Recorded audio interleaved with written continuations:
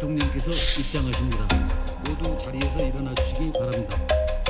다가온 여름 휴가를 국민들께서 좀 더 편안하게 보낼 수 있게 하고 올 추석도 추석답게 가족을 만나고 적어도 가족끼리는 마스크를 벗고 대화를 나눌 수 있도록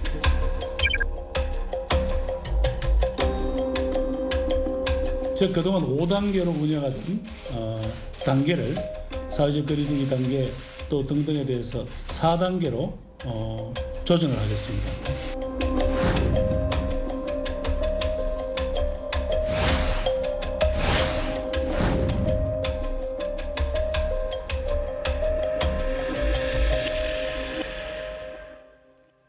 여러분께 미리 예고해드린 대로 지금부터는 코로나19 상황, 서울과 경기, 인천, 특히 수도권 상황이 심상치 않습니다.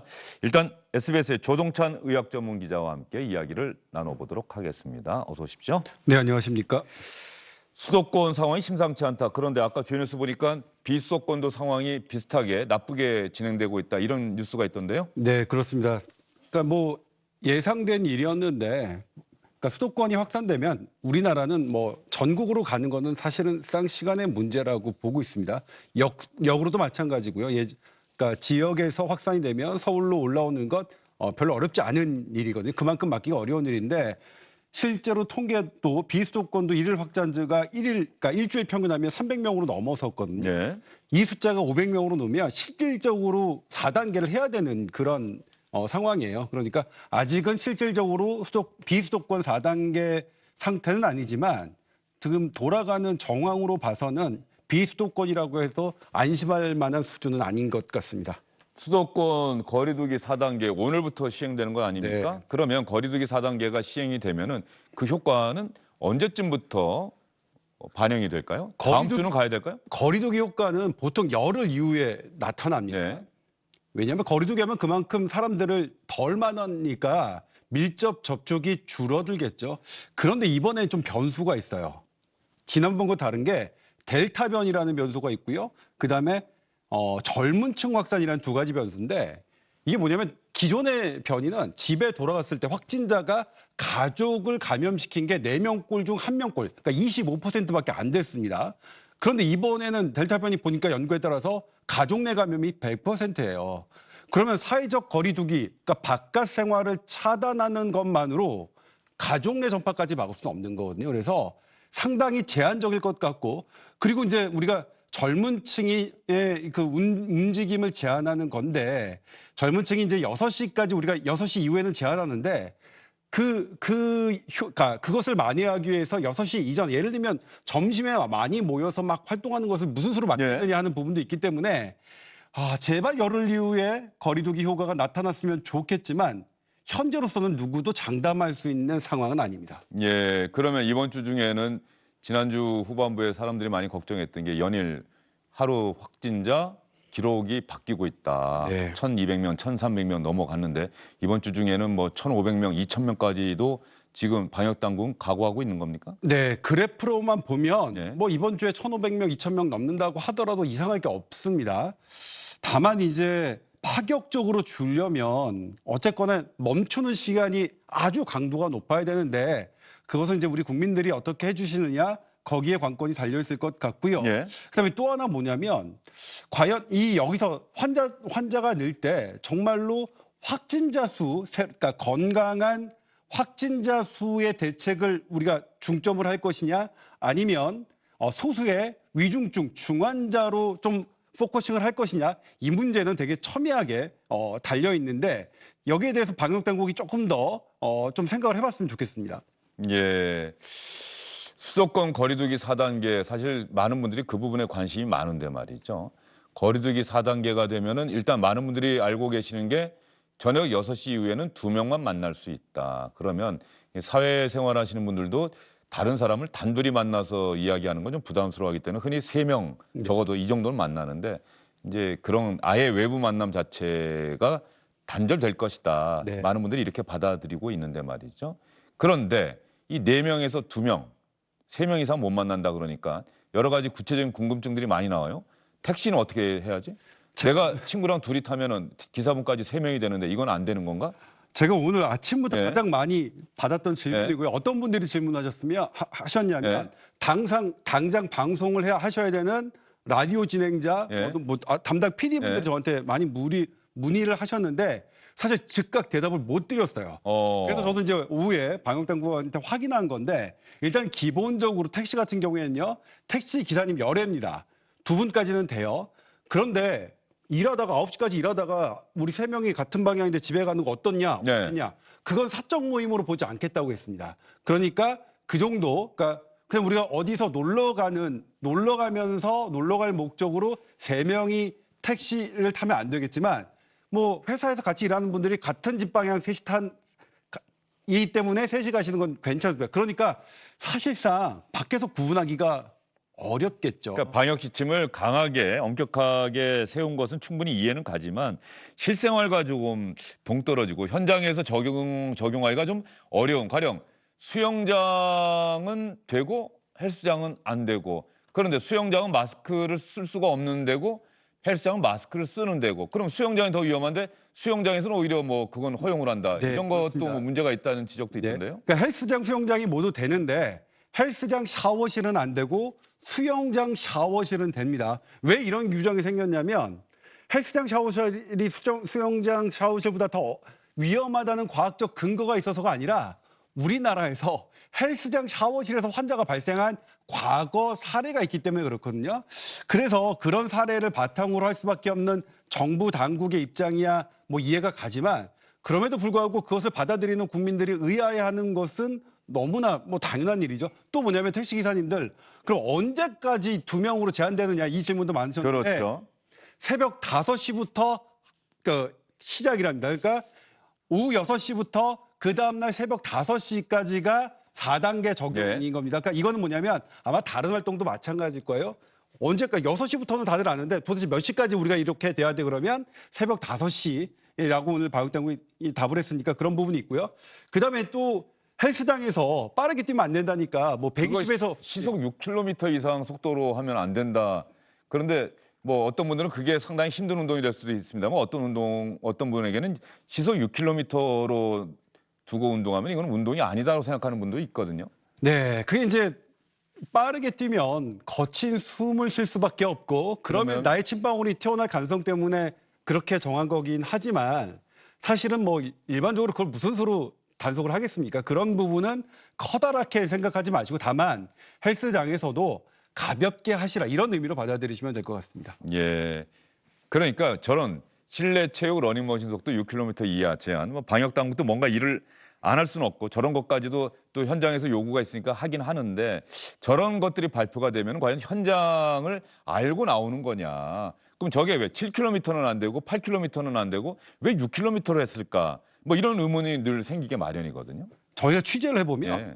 현장에 계신 분들이 왜 우리한테 와보지도 않고 그런 걸 결정해요? 이렇게 정말 말씀하시거든요. 실제로는 병원에서도 그래요. 병원에서 의사 선생님, 간호사 선생님도 왜 우리한테 와보지도 않고 그런 결정을 하시죠?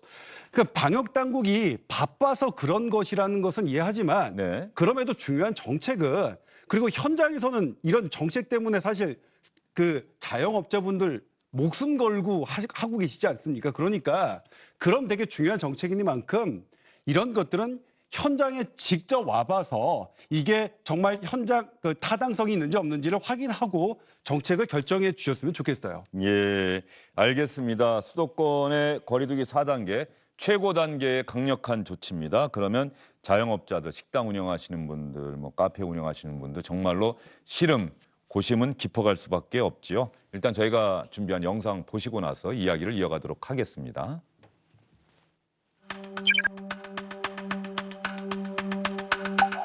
네 명에서 3명 정도 갈 예정이었는데 4단계로 격상되면서 제주도로 갈 계획이 약간 많이 무산되는 분위기로 바뀐 것 같아요.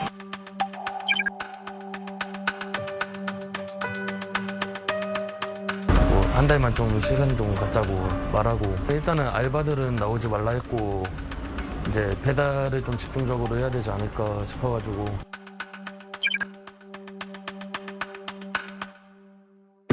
날씨에 지금 조금 풀릴 것 같으면은 이래가지고 오늘 우리 이모들 다 일하러 와야 되는데 다 못 오게 있어요.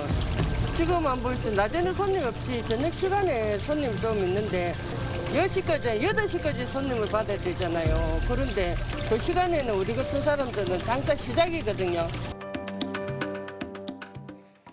예, 정말 지난주 금요일에 방송 마무리하면서 여러분과 함께 이 생각을 공유하기도 했습니다만 현장에서 식당 운영하시는 분들은 정말 시름이 깊어갈 수밖에 없을 것 같습니다. 이 영상 나가고 있는 사이에 고려대학교 예방의학과의 최재욱 교수님 나오셨습니다. 교수님 어서 오십시오. 거리두기 4단계 수도권에서 가장 강력한 지금까지 우리가 한 번도 경험해보지 못한 거리두기 4단계가 오늘부터 적용됩니다. 일단 여기까지 오게 된 상황에 대한 방역당국의 판단 그리고 4단계라는 대처 적정했다고 보십니까? 어떻습니까? 지금 상황으로 이제 불가피한 측면이 있습니다만 사실 지난 한 달 전부터 이러한 4단계에 준하는 즉 이번 이제 4차 대유행이 올 수 있다라는 이 예측을 굉장히 많이 전문가들은 했고요. 또 델타 변이 바이러스의 유입에 대한 부분도 경고를 굉장히 했는데 섣부르게 이런 국민에게 잘못된 완화 메시지를 하면서 전반적인 부분을 불과 일주일 앞을 내다보지 못하는 그러한 방역 정책의 전반적인 이 좀 실패라고 할 수 있는 부분은 분명히 지적돼야 될 것 같고요. 네. 이게 잘잘못 따지려고 제가 말씀드린 것보다는 그러한 것에 대해서 정확하게 원인을 알아야 대책도 나오는 것이고 또 그런 부분들에 솔직하게 얘기를 해야 국민들이 방역 정책에 대한 신뢰도 가질 수 있기 때문에 이 점은 좀 짚고 넘어가는 것이 바람직하다고 생각합니다. 예, 지난 1년 반을 돌이켜 보면 말이죠. 상황이 잘 관리될 때는 정부가 K방역의 우수성 분명히 자랑한 거 맞는 것 같습니다. 또 상황이 안 좋아지면 지금은 잘잘못 따질 때가 아니다. 지금은 온 국민이 힘을 합쳐서 이 위기를 극복해야 한다. 저는 모르겠습니다. 나중에 코로나19 상황이 마무리가 되고 나면 분명히 어떤 전문가든 어떤 단체든 정부에서든 백서 작성은 정말 필요할 것 같고 그것이 대단히 객관적으로 작성돼야 되겠다는 생각이 좀 들더라고요. 예, 맞습니다. 그런데 과거 메르스 때도 백서가 작성됐었고요. 그 작성에 준해서 많은 부분이 개선될 거라고 생각했는데 그러지 못했던 점도 있습니다. 그래서 백서뿐만 아니고 그건 장기적인 이제 전망과 장기적인 대책에 대한 부분은 백서에서도 어느 정도 커버가 되겠습니다. 우선 단기적으로 들여다봐야 될 부분도 있죠. 오늘 발표난 자료에만 하더라도 지금 감염 경로를 모르는 환자의 분율이 31.7%로 역대 최대를 기록했습니다. 어디서 감염됐는지 저는 모르겠어요라는 그런 확진자들의 30%를 넘어섰다. 네네, 이 부분은 굉장히 중요한데요.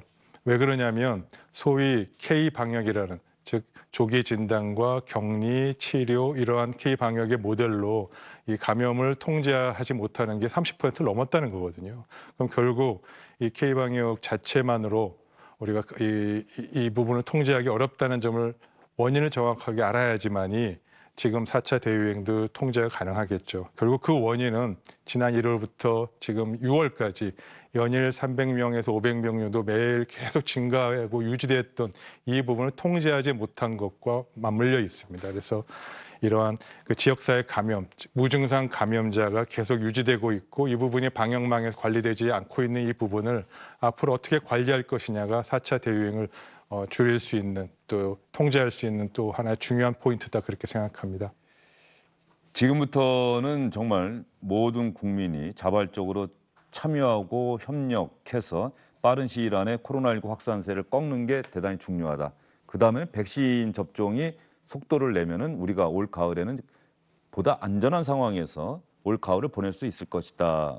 이런 예상들, 이런 의견들이 참 많은데 교수님도 동의하십니까? 예, 물론 그렇습니다. 지금 상황도 사실 신규 확진자가 이렇게 많이 연일 1,100명 이렇게 엿새가 1,000명이 넘었음에도 불구하고 이런 상황에서 정부가 또 국민이 선택지가 없는 이유 중에 하나는 사회적 거리두기를 강화할 수밖에 없는 그 선택지밖에 안 되는 이유는 백신 접종이 안 돼서 그렇습니다. 백신 접종이 좀 보편적으로 많이 됐다면 사망률을 훨씬 줄일 수 있고요. 그리고 사망률을 넘어서 사회적으로 안정적으로 관리할 수 있는 그런 포인트가 또 선택지가 많아지는데 그러지 못했던 부분이고요. 현재도 이 사망률 치사율은 1% 미만으로 떨어졌습니다. 뭐 공식적으로 1.21%라고 얘기를 하지 네. 않습니까? 그런데 그건 누적해서 지난 2월부터 지금까지 사망률이고요. 금년 3월서부터 공식적으로 월간 사망률 치면 3월부터 1% 미만 떨어졌고 4월, 5월, 6월 계속해서 떨어져서 지금은 0.4% 정도 됩니다. 아시다시피 0.1%면 독감 수준입니다. 예. 우리도 그렇게 가고 있지만 이러한 것에 근거해서 영국이나 미국처럼 자신 있게 사회적 거리두기도 전반적으로 하지 못한 이유는 백신 접종이 여전히 그렇게 되지 않고 있고 이 사망률 떨어지는 것에 대해서 자신하지 못하고 있기 때문에 이런 사회적 거리두기나 전반적인 부분을 하지 못하는 이유입니다. 그래서 결국 백신 접종이 답이고요. 백신 확보를 조기라도 더 빨리 해서 백신 접종을 통해서 집단 면역이 달성이 돼야만 전반적인 부분 신규 확진자 숫자는 사실은 뭐 영국에서 보시다시피 중요치 않아질 겁니다. 예, 알겠습니다. 자, 그러면 오늘 수도권 거리두기 4단계 시행과 맞물려서 청와대에서는 수도권 특별방역 점검회의가 열렸습니다. 문재인 대통령 이 회의에서 어떤 얘기 했을까요? 정부는 여기서 막아내지 못한다면 더는 물러설 곳이 없다는 비상한 각오로 임하겠습니다. 수도권 지자체들과 협력하여 확산세를 반드시 조기에 끊어내도록 하겠습니다. 또다시 국민들께 조금 더 참고 견뎌내자고 당부드리게 되어 대단히 송구한 마음 금할 수 없습니다. 무엇보다 희망을 가지기 시작했다가 다시 막막해진 중소상공인들과 자영업자들을 생각하면 무척 마음이 무겁고 가슴이 아픕니다. 이분들을 위해서라도 짧고 굵게 끝내도록 전력을 다하겠습니다. 영업 제한으로 인한 손실에 대해서는 손실보상법과 추경예산을 활용하여 최대한 보상함으로써 어려움을 조금이라도 덜어드릴 수 있도록 최선을 다하겠습니다. 짧고 굵게 끝낼 수 있도록 최선을 다하겠다고 문재인 대통령 오늘 약속을 했습니다. 그러면 조금 전에 교수님께서 백신 접종이 대단히 중요하다고 이야기를 하셨는데 한번 솔직하게 조동찬 기자, 네. 우리가 예전에 백신 보릿고개라는 표현이 한번 나와서 논란이 되지 않았습니까? 이번 7월 네. 지금 현재 상황 백신 고릿고개 맞습니까? 아닙니까? 네, 국민들이 생각하는 감정으로는 보릿고개라고 할 수 있겠죠. 방역 당국은 계속 아니라고 하는데 지금 오늘 하루도 55세 이상, 55세에서 59세 그 백신 예약 첫날인데 이미 소진돼서 중단됐거든요. 그러면 지금 50대 분들을 얼마나 중단된 게 이미 예약이 너무 많이 들어와서 그게 과부하가 걸려서 중단된 게 아니라 이 예약자들에게 접종할 백신 가령 100명분이면 100명분이 다 예약이 끝났기 때문에 더 이상 할 수가 없어서 중단됐다는 겁니까? 네, 그렇습니다. 저도 정말 이 부분을 따져보고 싶은데 이게 백신 공급 계획은 제약회사와 비밀 계약이라서 정확한 일정과 수량을 공개하지 않고 있습니다. 예. 그럼 도대체 55세에서 59세의 그 계신 연령층의 몇 %가 예약할 거라고 생각했기에 첫날에 벌써 소진돼가지고 더 이상 받을 수 없다는 발표를 하시는지 정말 그러니까 제가 항의받은 게 너무 많아서요.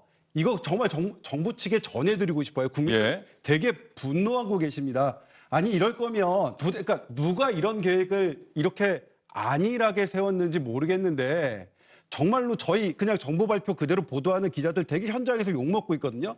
정말 부탁드리는데 이런 부분들 충분히 잘 파악해서 55세에서 59세 연령 몇 %까지 물량을 확보했고 몇 %가 넘으면 더 이상 못 받는다 이렇게 말씀해 주세요. 지금 오늘 당장 답이라고 한 게 다음번에 50에서 54세의 연령층도 이게 몰리면 그렇게 중단할 수밖에 없다 이렇게 대답하셨는데 정말 그거 그대로 국민들께 전해드리기에 정말 민망하더라고요. 그러니까 제발 그 계약도 비밀 계약도 중요하지만 국민들 이렇게 너무 실망 계속 시켜드리지 말고 이 부분은 조금 더 구체적으로 명확하게 국민들께 설명드릴 필요 있을 것 같습니다. 저도 아마 다음 주가 그 모더나 예약하는 그 주인데 저는 그냥 그때가 되면 뭐 차분하게 기다리고 뭐 저는 새벽부터 이렇게 컴퓨터로 접속하지 않고 당연히 될 거라고 생각했는데 지금 이렇게 접속이 폭주하는 이유가 있는 거군요.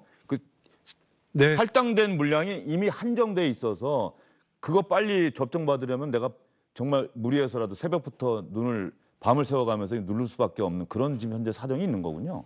뭐 전체적으로 보면 당연히 그렇고요. 예. 아마 오늘 새벽에 있었던 상황은 여러 가지 시스템, 특히 공인인증서와 관련된 여러 가지 이제 시스템 상의 문제가 있었다고 합니다. 근데 오후부터는 뭐 실제 확보 물량 대비 예약이 다 이미 넘쳐서 더 이상 받았다가는 오히려 큰 문제가 되겠다 싶어서 중단한 것으로 지금 알려지고 있습니다. 그래서 지금 조동찬 기자님이 얘기하셨던 그 내용 그대로고요.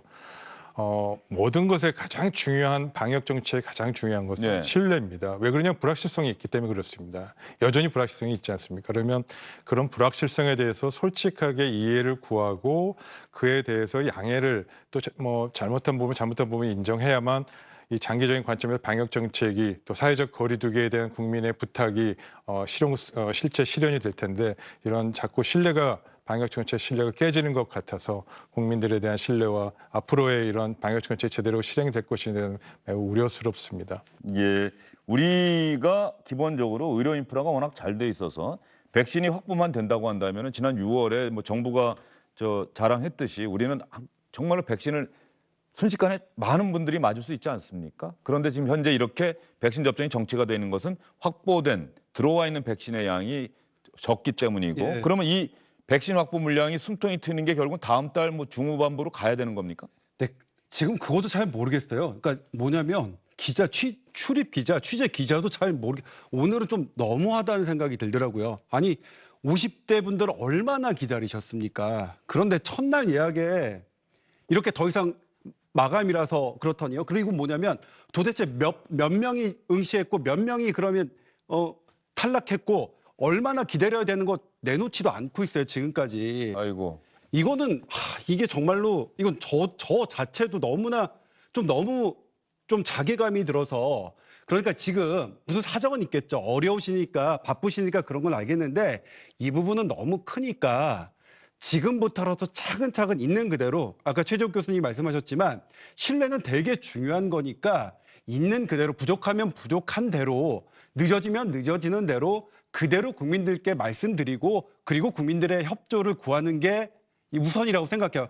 계속 괜찮다 하면서 이렇게 첫날 접종하자마자 이렇게 마감되는 것 더 이상 이런 없었으면 좋겠습니다. 예, 지금 수도권에 사시는 모든 분들이 뭐 저를 비롯해서 저도 이제 앞으로 2주 동안 모든 약속 다 취소했습니다. 이렇게 방역 지침 잘 지켜야 된다라고 하는데 적극적으로 참여를 하고 계시는데 백신 접종 그래서 아마 백신 접종 응답률이 되게 높아졌을 거라고 저는 생각을 해요. 백신을 맞아야 한다. 그런데 확보된 백신이 없어서 이제 이번 주에 예약을 하고 곧 8월 초면 맞을 수 있을 거다라고 했던 50대 중후반부에 있는 분들도 지금 상당히 좀 놀라셨을 것 같은데 앞으로 50대, 40대, 30대, 뭐 20대 상당히 많은 인구가 지금 백신 접종 기다리고 있는 것 아니겠습니까? 8월 말 정도면은 더 이상 걱정하지 않아도 될까요, 교수님? 예, 뭐 저도 정부 발표의 말을 이제 믿고 싶고요. 또 그렇게 따라야 된다고 생각합니다. 근데 사실 모더나 2천만 회분의 그것도 2분기부터 접종이 가능하다 그랬는데 벌써 지금 3분기를 넘어섰는데 아직도 7월 달은 뭐 좀 요원한 상황 아닙니까? 그 일선 그 예방접종센터 혹은 예방접종을 하는 민간 의료기관들의 상황을 들여다보면요. 7월 달은 뭐 이런 표현에 죄송합니다. 개점 휴업 상태. 아이고. 그런 상황입니다. 그래서 지금도 예약이 받아 있는 거 실제 접종은 7월 26일부터인가 시행이 되니까 그런 면이 빨리 해소돼야 될 것이고요. 만일 백신 접종이 충분한 양이 확보가 됐었다면 우리가 선택지를 좀 국민들이 불편하지 않게 선택지도 여러 가지를 고려해 볼 수 있었습니다. 첫 번째로 지금 감염이 확산되고 있는 유행의 전파 통로인 20, 30대의 감염 전파를 막기 위해서라도 무기로서 백신 접종을 해보는 것도 고려해 볼 수 있었고 또 선진국에서도 그렇게 한 사례가 있었습니다. 그래서 그런 부분도 생각해 볼 수 있는데 뭐 지금 좀 어렵고요.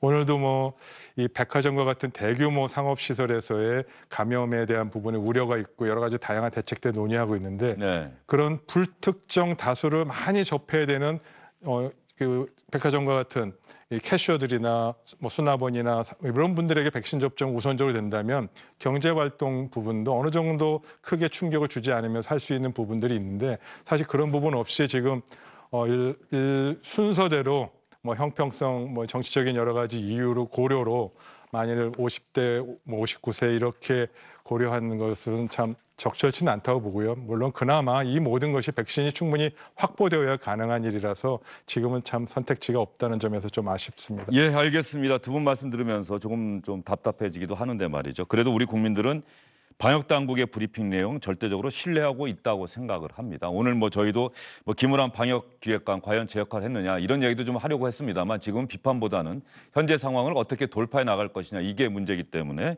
그 이야기를 집중적으로 했는데 이 방역 특히 백신 접종과 관련해서는 그 제약업체들과의 계약 대단히 중요하겠죠. 그러나 국민들이 불안해하지 않도록 국민들이 더 이상 걱정하지 않도록 공개할 수 있는 정보는 가능한 한 공개하는 것이 지금 방역 당국이 해야 될 일이 아닐까 싶습니다. 여기까지 듣도록 하겠습니다. 두 분 수고 많으셨습니다.